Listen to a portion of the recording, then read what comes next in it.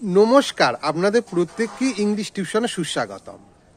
Emphasis এই ইংরাজি শব্দটার বাংলা অর্থ হলো কোনো বিষয়ের ওপর জোর। পার্শ্বস্পৃশগতভাবে এটা একটা নাউন অর্থাৎ বিশেষ্য পদ।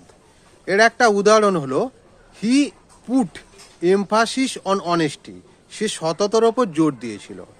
এই বাক্যে যে পুট ক্রিয়াপত্রে ব্যবহার করা হয়েছে সেটা ভার্বের 2 নম্বর ফর্ম অর্থাৎ পাস্ট ফর্ম, এবং এই বাক্যে যেহেতু এমফাসিসটা নাউন তাই এই বাক্যটা গঠনের জন্য এখানে পুট ক্রিয়াপদ এবং অন এই প্রিপোজিশনটা ব্যবহৃত হয়েছে। এমফাসাইজ এই ইংরাজি শব্দটার বাংলা অর্থ হলো কোনো বিষয়ের ওপর জোর দেওয়া।